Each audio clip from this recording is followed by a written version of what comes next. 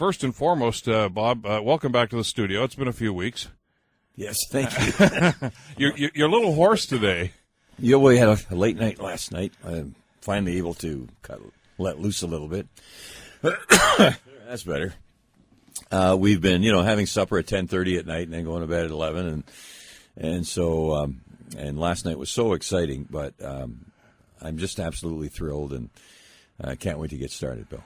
As you and I were talking about last night when you joined us from City Hall, just let me wax philosophical here for a second. For a kid that grew up in the east end of the city, not far from Vic Cops, working class family, and you and the Quinn family and so many other folks that hung around Mahoney Park and got into an awful lot of trouble, but moved on like a lot of other kids did.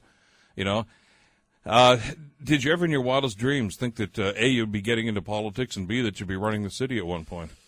Well, I always thought, in my radio career, Bill, that it seemed to be like a political career. You're sort of hoping you can create an audience, right? And in this case, you're hoping to gain electoral support. So, and then there's the community service aspect. Thank you. A glass of water will do fine. There's always been a huge component of, any broadcaster, but I think me in particular, reaching out to community groups that need help, especially the ones that are kind of in the shadows and don't get a lot of the prominence. I always like to work with, like the Cancer Assistance Program and the Kids Help Phone and so many others. I don't want to list them all. So over the years, you gather this connection with the community, and then it seemed like a natural step to step into the political arena, which I did. As far as being the mayor, no, I didn't. That came fairly late in my career in terms of thinking that might be a possibility. But I realized that a lot of people were not satisfied with the previous two mayors, and that no one was stepping forward who was offering an alternative. And I had definite alternatives, so I made the decision. What was it that we touched on this briefly last night, but for the sake of the audience that weren't listening to our coverage, or maybe you gone to bed because it was kind of a long night last night, what was it that pushed you to the point of saying, I think I want to get involved? Because let me share a story with our listeners. Sure. You and I have known each other for many, many years, and I know that you were considering a number of different options over the last couple of months. Yep. One of them was simply stepping out of the political arena altogether and simply saying, I've done my service, I'm going to move on and do something else. Yeah. And I know that you and Carol consider that long and hard, and Sam, of course, is on the decision too. Oh, sure. It's a triumvirate when the Bratinas make decisions on this. Right. But then all of a sudden, you seem to have this glint in your eye that maybe I've got to go this way. And it was I'm thinking about it, we're talking about it, and then all of a sudden, I got to get this done. Was there one thing, one item, one phone call, one conversation you had that said I got to do this? It's probably the revelation that there had been communication from the Premier's office to the Mayor's office during the time of the facilitation, and I was on the inner facilitation group. Yeah, that subcommittee, yeah. Never heard about it, and this really bothered me, and then I reflected on, working backwards through a lot of issues that I had been concerned about. So that was probably as close to a eureka moment as it could have come. Because then I had to I said, I know that I would not be running this the way the mayor is, so what am I going to do about it? And the answer was to step into the mayoralty race.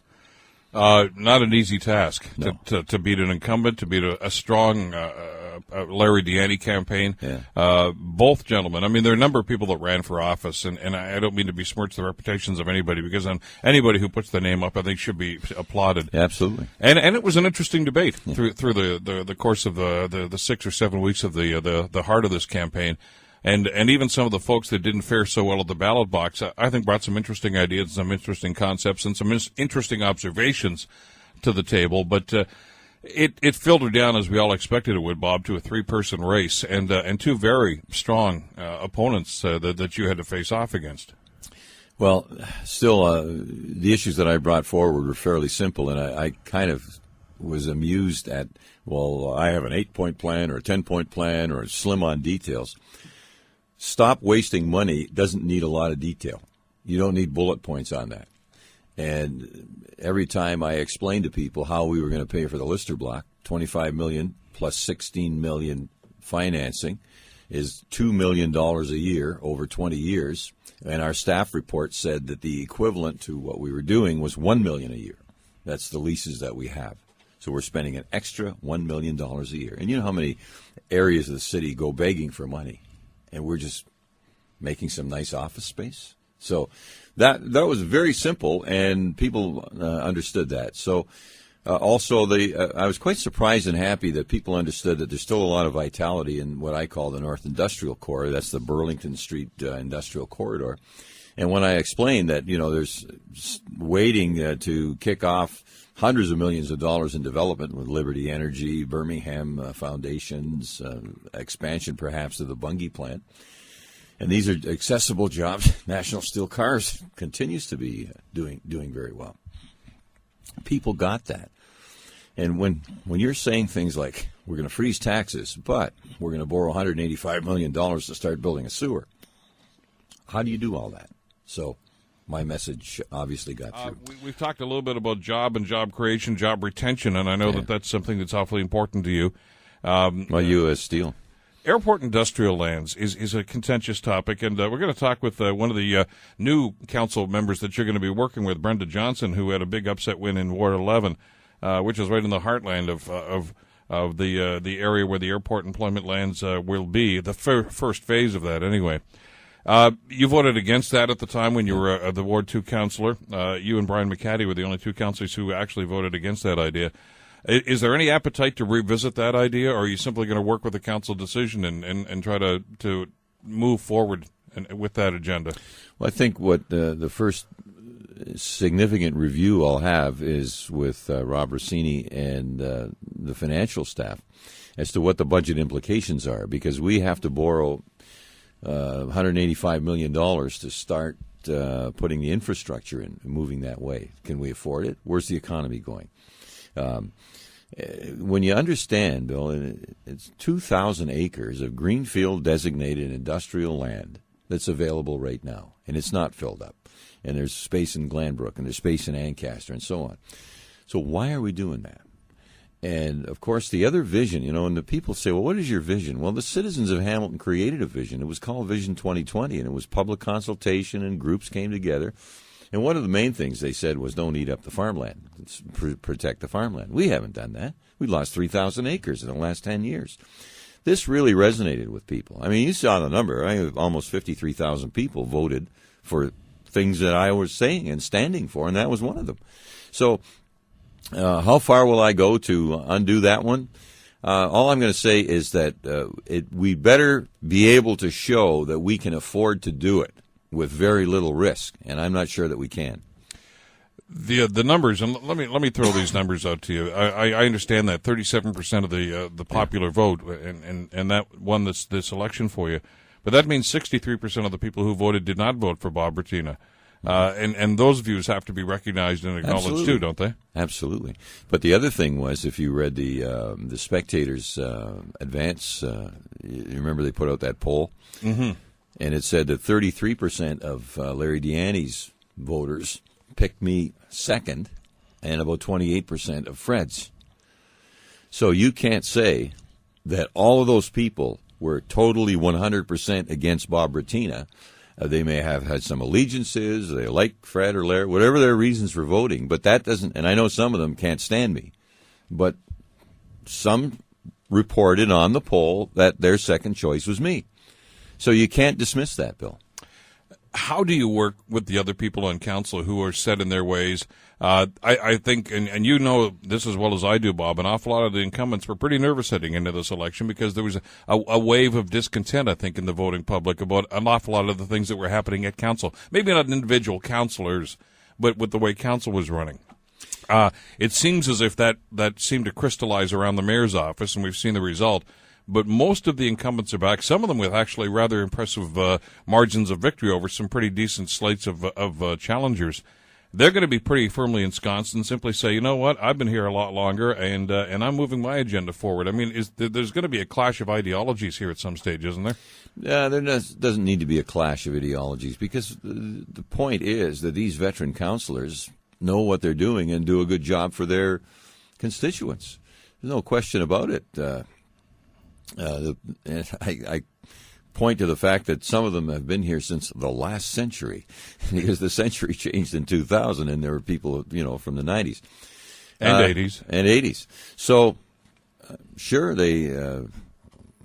and it pointed out to the silly notion of throwing the bums out, or I know Scott had fun with that thing about fire the incumbents or whatever he said. That's never going to happen. It would take something catastrophic for that kind of thing to happen.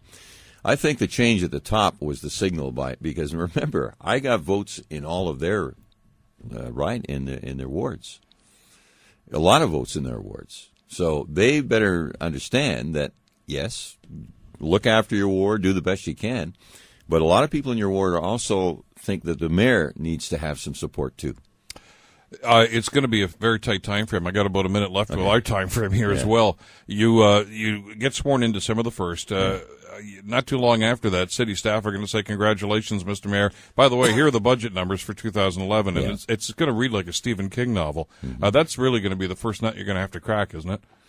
Oh, yeah. And we're going to look at capital projects again, because there's all sorts of things that are hanging out there, like $140 million. Well, and then you're into a whole litany of things that you've talked about councilors who jump the queue on priority lists and say, well, this is my pet project. I know it's not on the list, but I've got my 9 votes to do this. There's got to be some order brought to that process. Well, the main thing that the staff has to be able to do is feel secure in telling the whole truth and not holding anything back. And they have my support. If whatever the outcome is, if my initiative isn't any good, they've got to tell me that. And that's the kind of atmosphere and culture that we have to create, because in many ways, people's real feelings have been stifled over fear of political kickback. Do you feel that's a problem with staff too? In any bureaucracy in an organization, that's one of the reasons, Bill, why we spend so much money on consultants. Because people are afraid to make a decision. We've got smart people, but they don't want to say, well, here's what we should do. They go, here's what the smartest people in Toronto said we should do. Like the waterfront West Harbor plan. The smartest people in Toronto told us what we would do. It was no good. So the Waterfront Trust made the plan. So. You just touched on another. Boy, there's so many doors to open here, and we're right out of time this time. I look forward to our monthly meetings. I know that you want to carry on that tradition of coming in here on a monthly basis and talking to the listeners. Congratulations again, Bob. Thank you. It's been a rough couple of weeks for you and everybody else, and hopefully you'll get a good night's sleep tonight and be up for the challenges ahead. Best of luck to you. Thanks so much, Bill.